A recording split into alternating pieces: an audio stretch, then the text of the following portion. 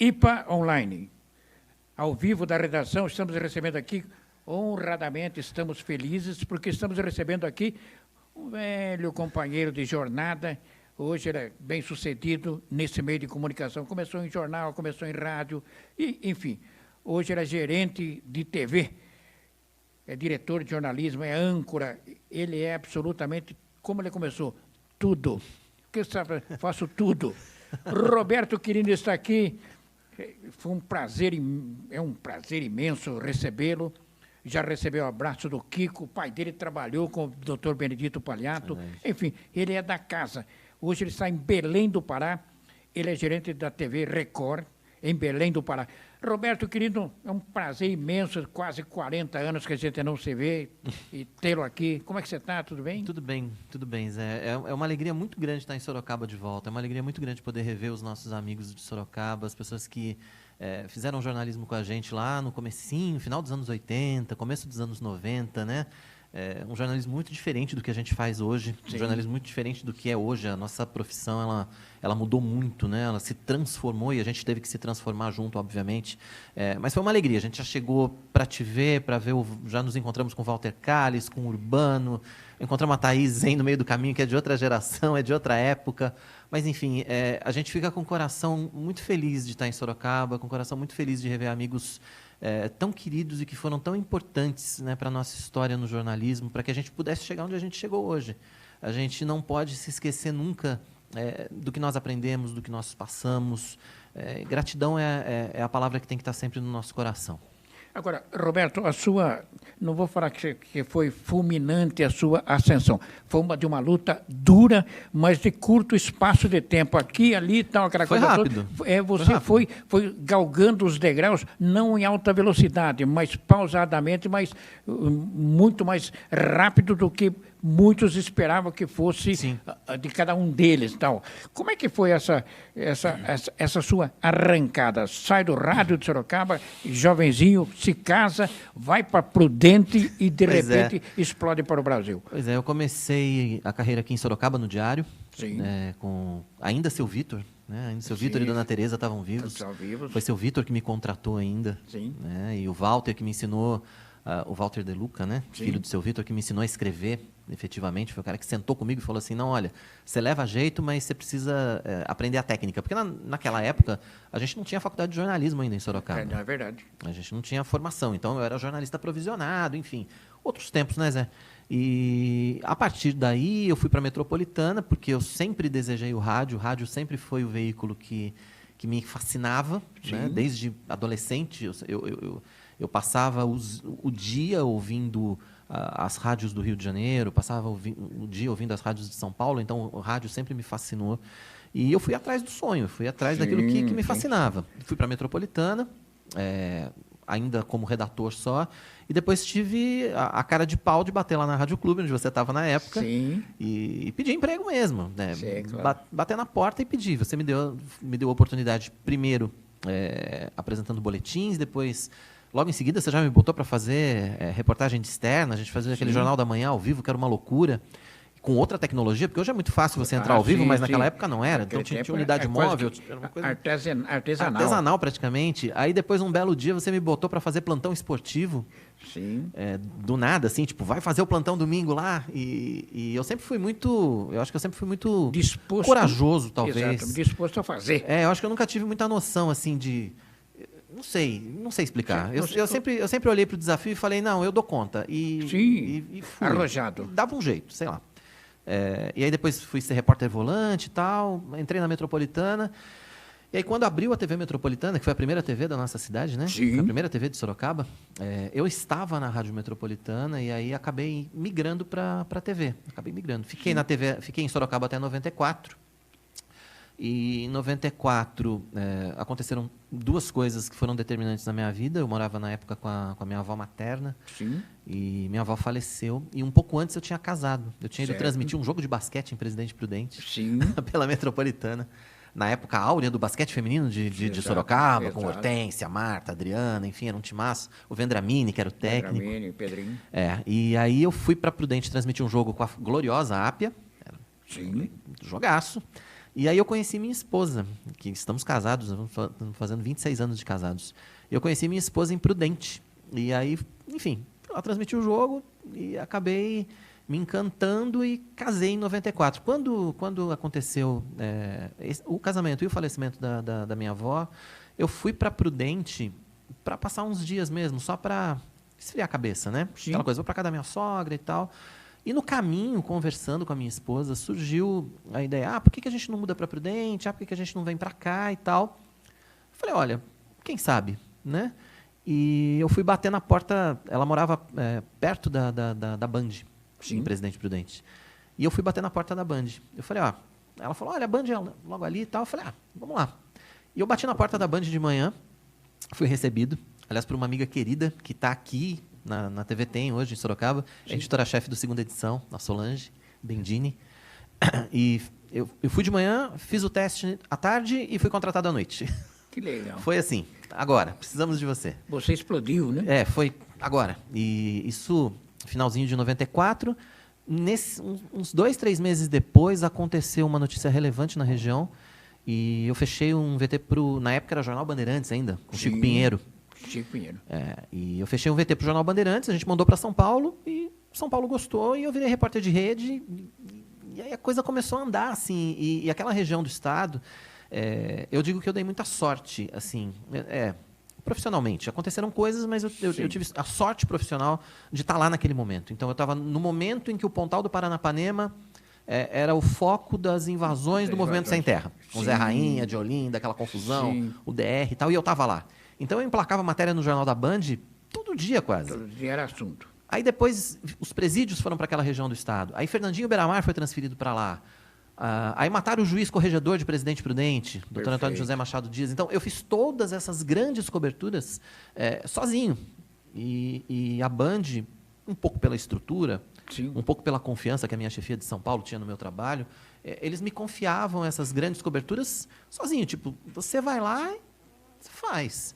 Isso foi fazendo com que eu aparecesse nos jornais de rede. Junto com isso, por conta da característica da região, do agronegócio, a gente fazia muita coisa ligada ao agronegócio e ao rodeio. Né? E aí apareceu a proposta da gente fazer um programa de rodeio para a faixa nobre do esporte. O Luciano do Vale encampou a ideia. E aí eu comecei a fazer isso. Eu era editor-chefe e repórter desse programa de rodeio. Aí eu virei o cara do rodeio. Fiquei especialista. Fiquei especialista em rodeio. Depois, logo em seguida, mas continuando com o trabalho ainda de repórter de rede, e eu apresentava o jornal local em Prudente, apresentava o Band Cidade. E logo em seguida tive a oportunidade de ir para São Paulo para implantar o canal Terra Viva, que é o canal de agronegócios do grupo. Recebi a proposta para fazer o projeto do canal, fiz o projeto jornalístico do canal, contratei todo mundo, pilotei o canal, botamos no ar o canal e eu fiquei mais um tempo lá como diretor de jornalismo e programação do Terra Viva. E aí surgiu a proposta da Record para eu fazer essa mudança. Foram 12 anos de Grupo Bandeirantes. Sim. Uma história no Grupo Bandeirantes. E aí surgiu a proposta da Record. E eu entendi que era um momento da Record.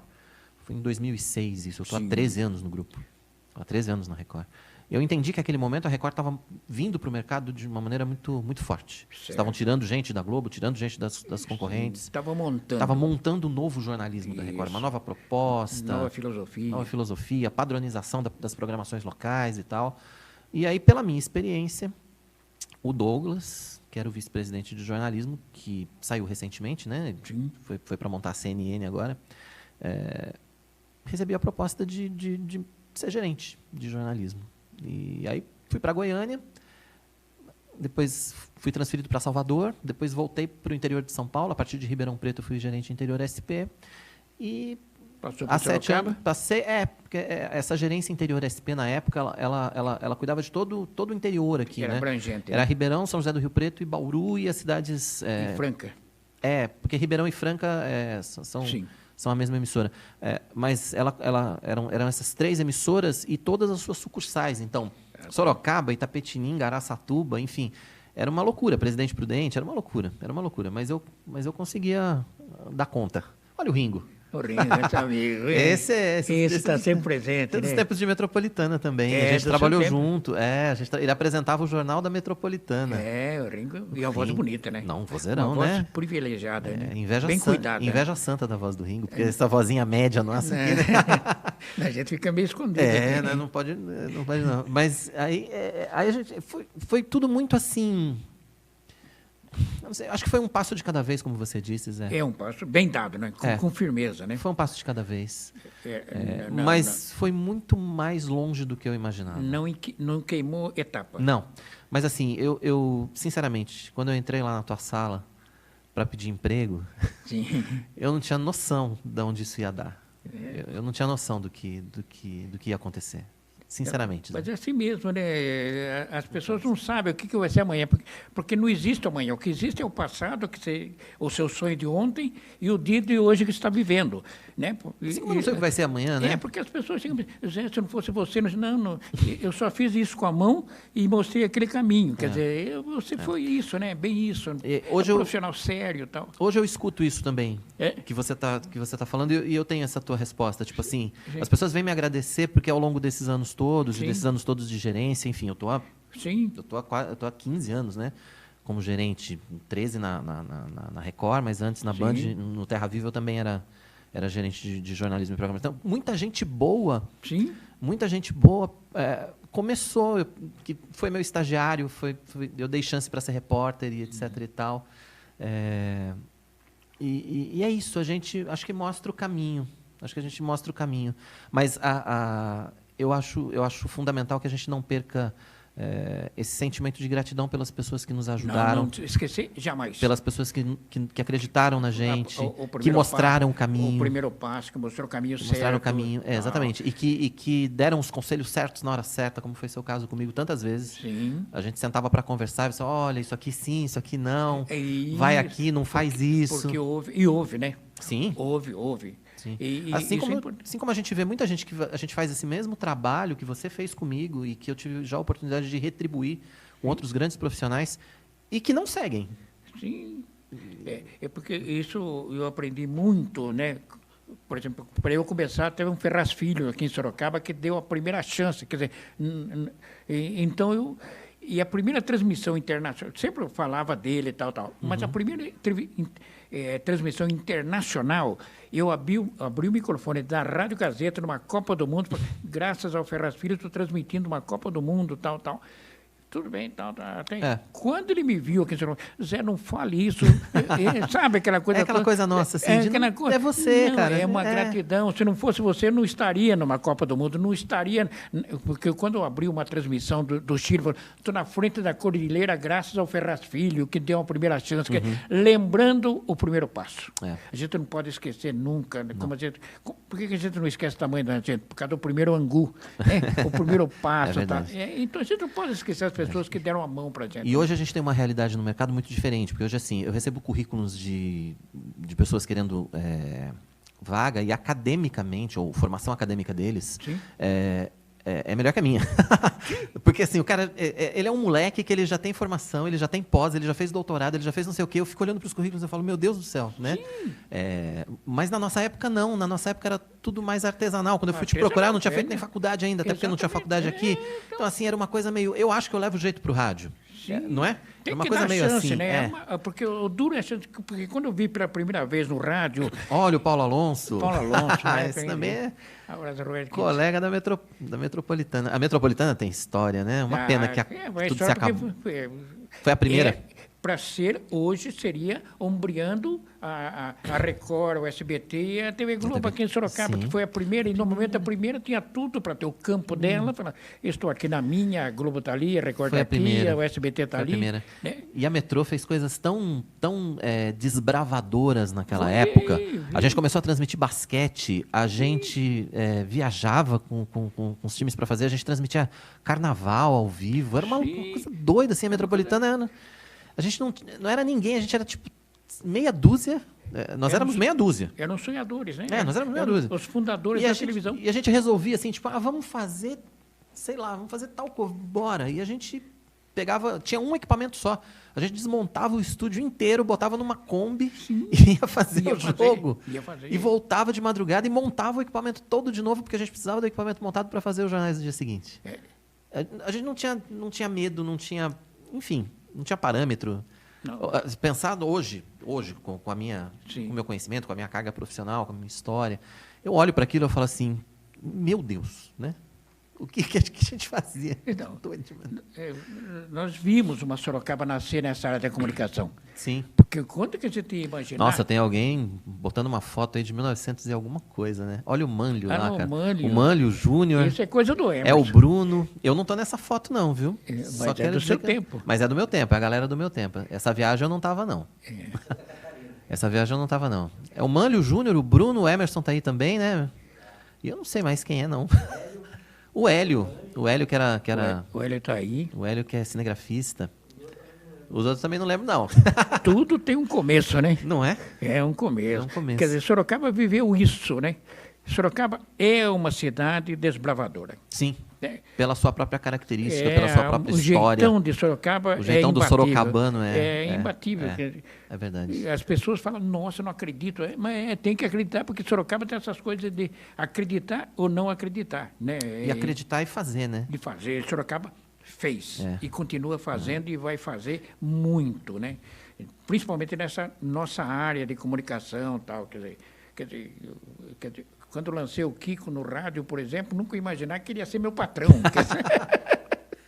São essas coisas, né? Tem essas coisas, né? A gente não sabe o que vai acontecer. A gente não sabe o que vai acontecer, quer dizer... Eu falo para os meninos, às vezes, lá na TV, eu brinco com os meninos, nas emissoras que eu já gerenciei, eu falo para a meninada, eu falo, olha... um dia desse aí você pode ser meu chefe. Quando eu tiver mais velho, se precisar de um editor sênior, lembra de mim. Porque... Não, é isso, né? A nossa vida é assim. A nossa vida e a nossa profissão é assim. Hoje eu estou na gestão, eu sou gerente de jornalismo, estou na cabeça de rede, mas eu sei que daqui, sei lá, 5 anos, 10 anos... Não, a gente não sabe. Não, a gente não tem a noção... Eu sei que eu vou precisar trabalhar. Uma coisa que eu sei na minha comunicação, que eu sempre levo a sério isso, eu sou que nem caramujo, né? Nunca de celebridade. Nunca. Eu sou sempre caramujo. Desligou o microfone, estou no ônibus, os caras ficam olhando a minha cara. Nunca. E você sabe que isso hoje é muito mais... Perguntar, você não é só... Eu sou Desidério, não acredita. Mas você sabe que hoje é muito mais difícil isso por conta das redes sociais. Não tenho dúvida. As redes sociais hoje, elas eu não queria usar essa palavra, mas eu não estou achando nenhuma melhor. As redes sociais, elas contaminam, de certa forma, o profissional da comunicação.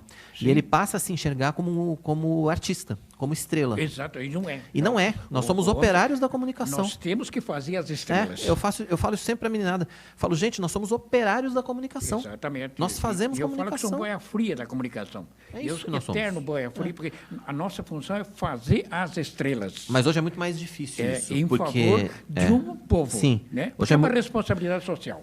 Acima de qualquer coisa. Acima de qualquer coisa. A nossa função é de responsabilidade social. Acima de qualquer coisa. A nossa função é mostrar o que está acontecendo. Exatamente. A nossa função é mostrar a verdade. E mostrar a verdade de uma maneira que ela seja apresentada às pessoas, ao telespectador, ou ao ouvinte, ou ao internauta hoje, que seja. De maneira que ele possa ter acesso às informações, para que ele possa também tomar suas decisões, para que ele possa ter um entendimento daquilo que está acontecendo. A gente não pode apresentar uma verdade com um lado só. A gente tem que apresentar os fatos para o nosso consumidor de notícia. Isso é um outro problema que a gente vem identificando ao longo dos anos também. Não tenha dúvida. Infelizmente. Mas o que nós não somos definitivamente é artista. Não. A gente precisa ter isso em mente. Nós somos um artesão da comunicação. Mas hoje a gente pega a rede social, pega Instagram, Facebook, essa coisa, principalmente o Instagram hoje, né? Sim. Muitas vezes eu tenho que ficar de olho na moçada lá. Não atento, pessoal de vídeo, principalmente. Porque a mosquinha azul, ela não tem a dúvida. A mosquinha azul, não tem mais. Então eu fico feliz de ver que as pessoas que trabalharam comigo caminharam aqui em Sorocaba, a Cristiana, a Estela, você, o Kiko, tal, em Campinas, vários nomes lá. Enfim, eu fico muito feliz disso, né? Porque venceram, mas sem se tornar celebridade, né? Que não é celebridade. São competentes. capaz de fazer o que tem que ser feito. Sou essencialmente jornalista. Exatamente. É o que eu falo, pessoal. É um eu sou artista essencialmente no jornalista. sentido interior, né? A arte dele é o que ele faz. Né? Mas ele é uma Eu sou coisa... essencialmente um cara que vive a comunicação e que vibra com a comunicação. E eu digo isso para o pessoal, às vezes quando eu vou dar oficina, às vezes as universidades nos chamam a gente para fazer bate-papo com os estudantes de comunicação. E eu falo sempre isso, eu falo, gente, o dia que eu perder a vibração que eu tenho pela notícia, pelo jornal, pelo resultado, por uma matéria bem feita, eu vou vender coco. Eu vou deixar de ser jornalista. O dia que eu deixar de me indignar com alguma coisa que deu errado, Sim. eu vou vender coco. Eu vou abrir uma barraca de coco na praia e vou vender coco. Eu não sirvo para ser jornalista se eu não me indignar com alguma coisa que deu errado no meu jornal, por exemplo. Sim. Isso que não podia estar desse jeito, a gente não podia ter tomado esse furo, a gente não podia ter errado aqui.